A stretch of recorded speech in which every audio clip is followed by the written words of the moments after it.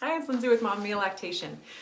So today we're going to talk about exclusive pumping. So breastfeeding is not for everybody, which is not much of a surprise because pretty much nothing is for everybody. So if you're one of those moms who would like to give breast milk to your baby but don't want to direct breastfeed, their exclusive pumping is an awesome option for you. So exclusive pumping kind of follows all of the same physiology requirements for milk supply. And so you still have that kind of 3-day window to lay down all the prolactin receptor sites that you're going to have for the full duration of breastfeeding, which we talked about before. So if that sentence is confusing, please go look for physiology of breastfeeding.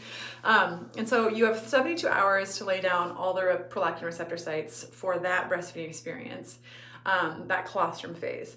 And so for moms who are exclusively pumping, pumping can be a little bit uncomfortable in the first, especially the first 24 hours because colostrum is so thick.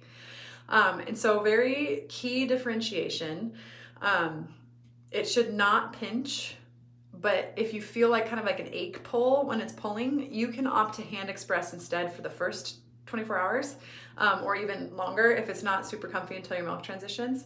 But very important to stimulate your breasts for at least 15 minutes every 3 hours, whether that's with hand expression or with pumping.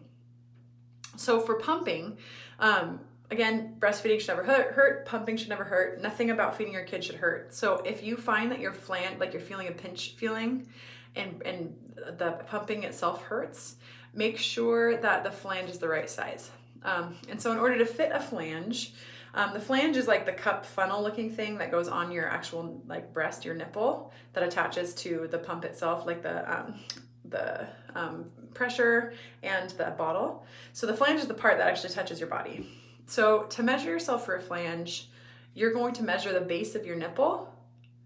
And then depending on whatever pump you chose, go to that company's website and see which flange size you should likely fit in.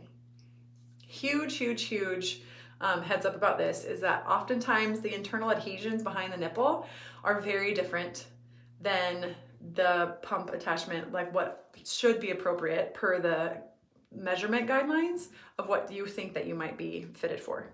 So for an example, I fitted a mom, I measured the base of her nipple, she was a 21. And so the 21 millimeter flange. And so this will make more sense if you're like kind of looking at the parts. And so she was sized for a 21 millimeter flange, medalla flange. But she was like, this is not comfortable.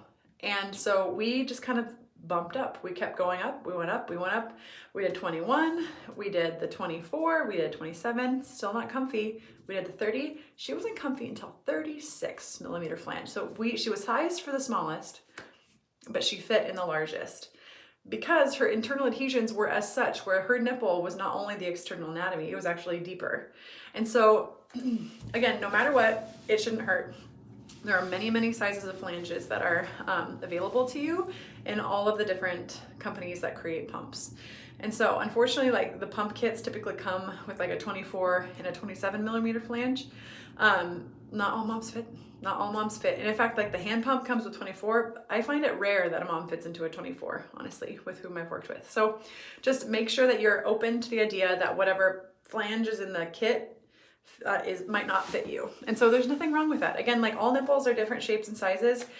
Depending on your anatomy, you might really surprise yourself as to what is comfortable. But it's important that it is comfortable because if there's any pinching, it has a similar effect as a shallow latch. And so like a baby clamping down will actually close down the supply and decrease the stimulation from those glands. And then those glands will eventually kind of shut down and stop producing as much. So same idea with a pump. If it's squeezing around and closing off ducts, it'll actually decrease your supply in the long run. So again, it's a lose-lose. If anything hurts, it's going to lead to further complications. So don't rest with it. For appropriate stimulation for an exclusively pumping mom, every 3 hours for 20 minutes around the clock, typically for at least the first 6 weeks or so. And then at that point, you can kind of stretch out the nighttime feeds to like every 4 hours at night. Yeah, but it's a lot of work, but it's a great option. And a lot of moms, especially moms who are a little bit more type A, they want to see the volume that their breast milk has produced, or the breasts are producing, it can be a great option. Great option. Some moms just don't want to breastfeed. No problem. There are options for you too. Okay. So if you have any questions, shoot me an email at mamamialc@gmail.com. If you enjoy these videos, please like and subscribe to our YouTube channel. And otherwise, I just believe in you so fully. You're exactly who your baby needs. And I hope you enjoy the rest of these videos.